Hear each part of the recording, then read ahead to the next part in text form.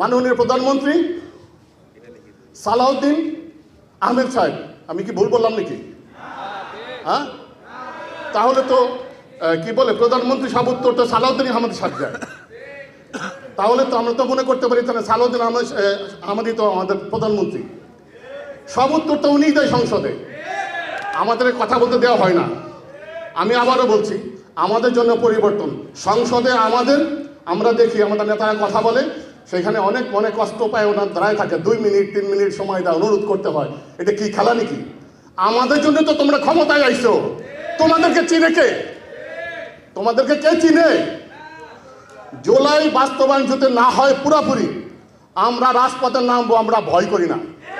এইবার আর শুক্রবার শনিবারে আমরা আন্দোলন শুরু করবো না, রোববার থেকে সংসদ চারোদিকে ঘেরাও দিব। আমাদের যে সমস্ত আহত ভাই যারা আছে, যারা নাকি মৃতের সাথে পাঞ্জা করে, এদেরকে আগের লাইনে দিব। কত গুলি চালাবি চালা, তারপরে আমাদের বুক, কয় বুক খালি করবি করিস তোরা। তোদেরকে সংসদে ঢুকতে দিব না, সচিবালয়ে ঢুকতে দিব না। জুলাই সনদ বাস্তবায়ন হবে না, খোদার কসম খায়া বলছি। এক পাও আপনারা সংসদের আশেপাশে থেকে যখন আমাদের নেতারা ডাক দিবে, তারা চিনেন তো আমাদের নেতা কারা, সবাই ডাক দিলে যাবেন না, চলে আসবেন সংসদের চারিদিকে। ওদেরকে সংসদে ঢুকতে দিব না।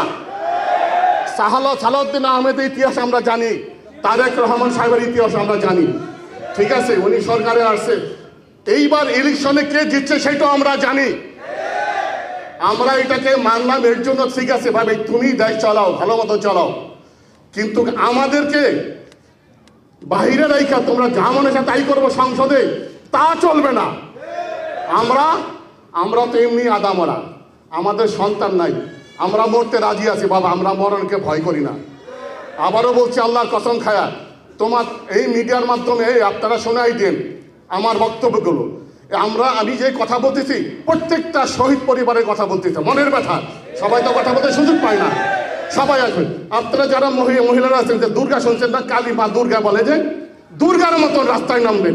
আমরা মহিলা শুদ্ধ নামাবো, একবারে ছ্যান দিয়ে নামবেন। যে বদমাইশ এইটার খেলাফ আমার মাথা খারাপ হয়ে গেছে। সবসময় আমি দেখি ফেসবুকের মধ্যে ইউটিউবের মধ্যে উল্টা পাল্টা শুরু হয়েছে আমাদেরকে নিয়ে। যা বলে যা করে সহ্য করার মতো না। সরকার কিচ্ছু বলে না। তারেক রহমানের বিরুদ্ধে একটা কথা বলে তাকে অ্যারেস্ট করা হয়, অথচ আমাদের নেতাকর্মী নিয়ে, ভালো লোকদেরকে নিয়ে কথা বললে তার কোনো বিচার হয় না। এটা কি? সালাউদ্দিন আহমেদ কে? তুমি কোথায় ছিল? আমরা তোমাকে চিনি না, জানি না তোমাদেরকে। আমি ভয় করি না, আমরা কারো ভয় করি না।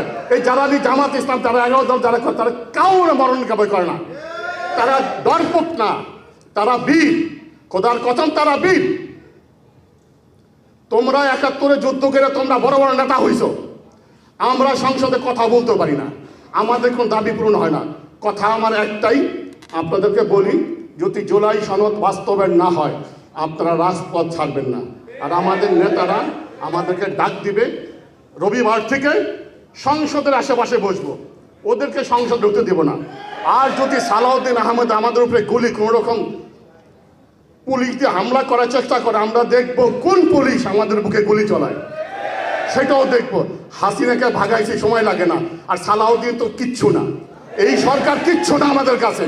আমরা এমন শক্তিশালী হয়েছি, ইমানি বল আমাদের এত শক্ত হয়েছে, আমরা কিচ্ছুকে ভয় করি না।